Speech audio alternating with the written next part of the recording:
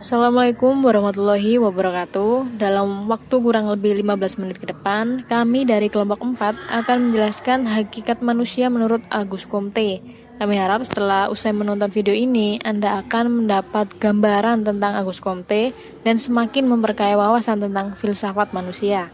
Seperti halnya ketika Anda melihat pohon, semakin besar akarnya, maka semakin kuat pohon itu. Wawasan Anda layaknya akar pohon, dan akar itulah seperti ilmu filsafat. Semakin kuat Anda membuat akar, semakin kuat pula wawasan yang Anda miliki. Langsung saja, mari kita masuk ke dalam pembahasan materi. Dalam pembahasan kali ini, kita akan membahas beberapa poin, yakni biografi Auguste Comte, aliran positivisme, hakikat manusia, kekurangan dan kelebihan positivisme. Untuk itu, saya mohon agar Anda melihat dan mendengarkan secara seksama penjelasan dari kami sampai video ini usai, agar Anda dapat memahami apa yang kami jelaskan. Untuk penjelasan yang pertama, saya akan menjelaskan tentang biografi dari Auguste Comte. Auguste Comte lahir di Montpellier, Prancis pada 17 Januari 1798, memiliki nama asli Isidore Marie Auguste Comte. Ia berasal dari keluarga bangsawan Katolik yang menempuh pendidikan di École Polytechnique dan mengambil jurusan kedokteran di Montpellier. Comte juga berpengalaman memberi les matematika dan menjadi murid sekaligus sekretaris Saint-Simon. Comte juga memiliki kisah cinta platonik dan juga tragis. Menikah dengan Caroline Massin, seorang pekerja seks, namun ia bercerai pada tahun 1842. Ia menikah lagi dengan Claude de Vaux, namun pernikahan tersebut tidak berumur lama. Claude de Vaux meninggal dunia karena sakit tuberkulosis. Kehidupan pribadi Comte sebagai pemikir besar dilingkupi kemiskinan. Ia dikenal sebagai sosok emosional dalam persahabatan. Comte juga kerap terlibat konflik dalam soal percintaan. Percobaan bunuh diri pun pernah ia lakukan, dan akhirnya Comte meninggal dunia pada usia 59 tahun pada 5 September 1857. Selama karir intelektualnya, Comte menghasilkan banyak karyanya, antara lain System of Positive Politics, The Scientific Laboratory Necessary for Reorganization of Society, The Positive Philosophy, Subjective Synthesis. Pemikiran Comte tentang masalah sosial dipengaruhi oleh Henry de Saint-Simon, namun bukan berarti Comte meninggalkan kajian ilmu eksak yang telah digelutinya. Dia justru mencoba memahami permasalahan sosial dengan menggunakan pendekatan positivisme yang lazim dipakai dalam ilmu eksak. Comte memperkenalkan istilah sosiologi dalam bukunya yang berjudul Cours de Philosophie Positive, sehingga dia dijuluki The Father of Sociology.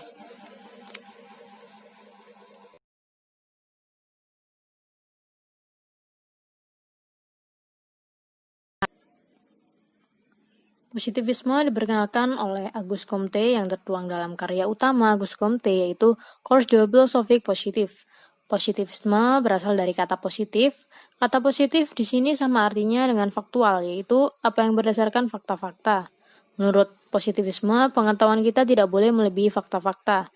Dan sedangkan menurut istilah positivisme adalah cara pandang dalam memahami dunia dengan berdasarkan sains, atau juga bisa diartikan sebagai suatu aliran filsafat yang menyatakan ilmu alam sebagai satu-satunya sumber pengetahuan yang benar dan menolak aktivitas yang berkenaan dengan metafisik.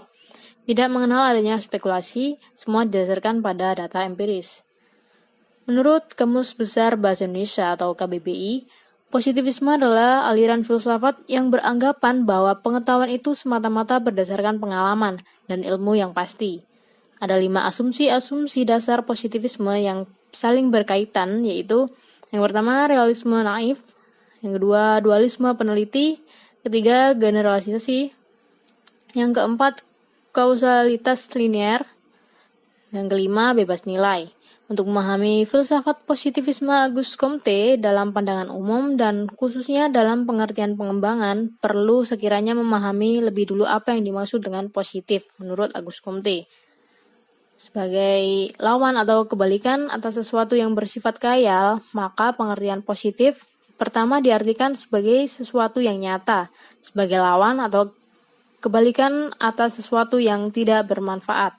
Maka pengertian positif diartikan sebagai pensifatan sesuatu yang bermanfaat. Sebagai lawan atau kebalikan sesuatu yang meragukan, maka pengertian positif diartikan sebagai pensifatan sesuatu yang pasti. Sebagai lawan atau kebalikan sesuatu yang kabur, maka pengertian positif diartikan sebagai pensifatan sesuatu yang jelas atau tepat. Yang jelas atau tepat. Sebagai lawan atau kebalikan sesuatu yang negatif, maka pengertian positif dipergunakan untuk menunjukkan sifat-sifat pandangan filsafat yang selalu menuju ke arah penataan atau penertiban. Metode positif juga mempunyai sarana-sarana bantu, yaitu pengamatan, perbandingan, eksperimen, dan metode historis. 3 yang pertama itu biasa dilakukan dalam ilmu-ilmu alam, tetapi metode historis khusus berlaku bagi masyarakat, yaitu untuk mengungkapkan hukum-hukum yang menguasai perkembangan gagasan. Bagaimana telah dijelaskan di atas bahwa positivisme menganggap pengetahuan fakta objektif empiris sebagai pengetahuan yang sahih.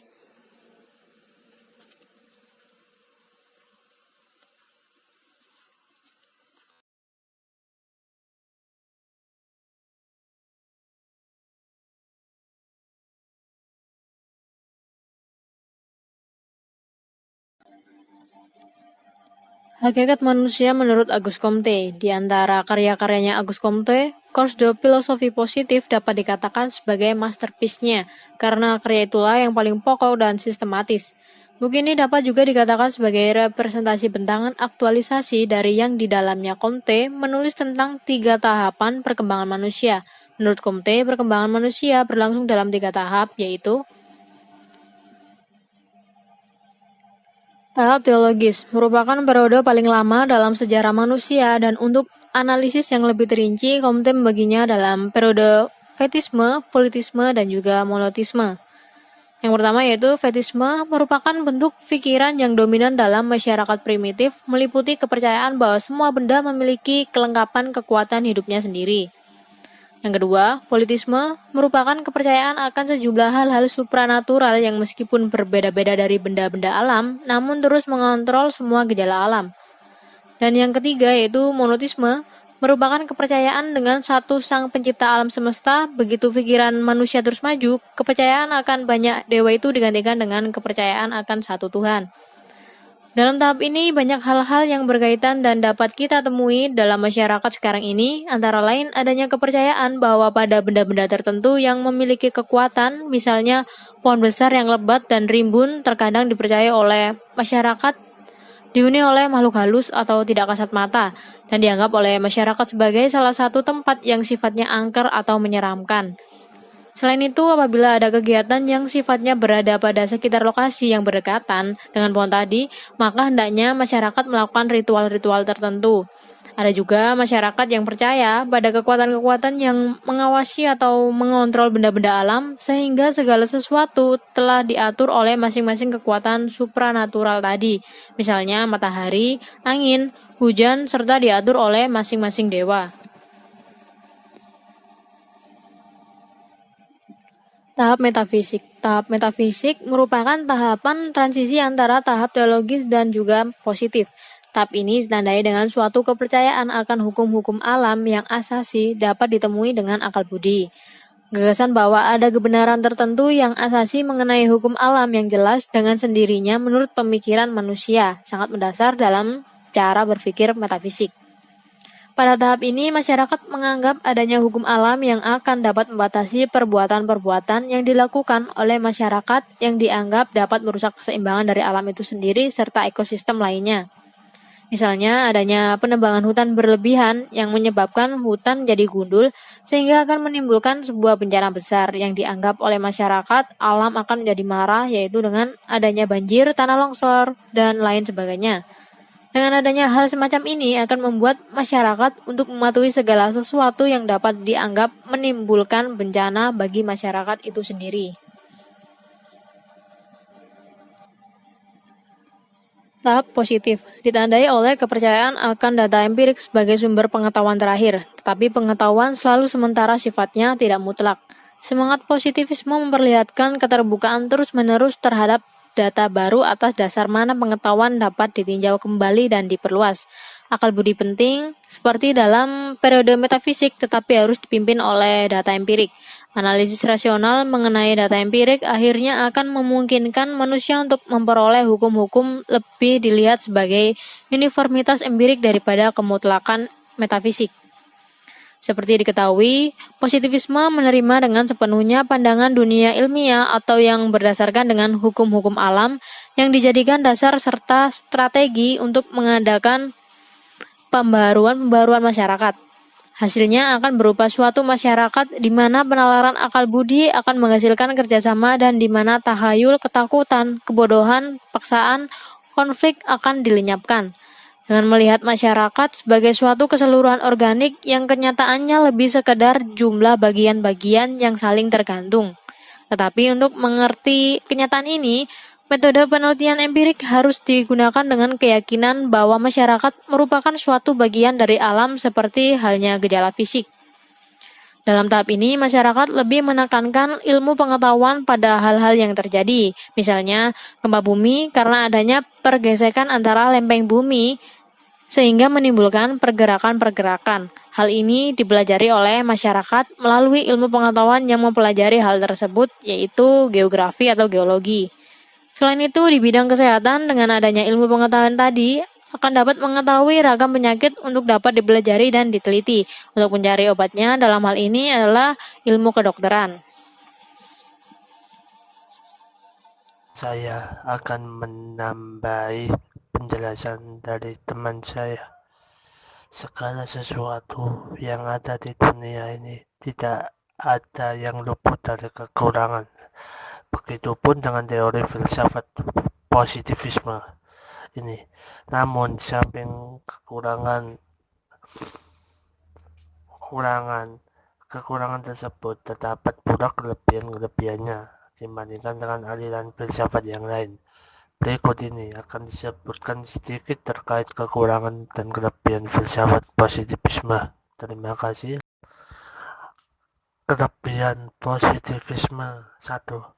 Positivisme sangat menekankan aspek rasional ilmiah. Positivisme telah mampu mendorong lajunya kemajuan di sektor fisik dan teknologi. 3. Menghasilkan suatu pengetahuan yang mana manusia akan mampu menjelaskan realitas kehidupan secara konkret dan tidak spekulatif. Terima kasih.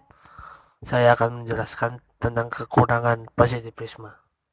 1.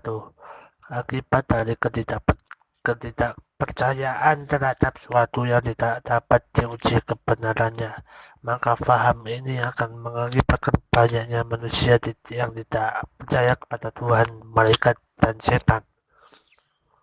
Manusia akan kehilangan makna, seni, atau keindahan sehingga manusia tidak bisa merasa bahagia dan kesenangan itu tidak ada. 3. Hanya berhenti pada suatu yang nampak dan empiris sehingga tidak dapat menemukan pengetahuan yang valid. Terima kasih. Assalamualaikum warahmatullahi wabarakatuh. Dalam mengerjakan tugas ini, kami mengambil referensi dari beberapa sumber berikut.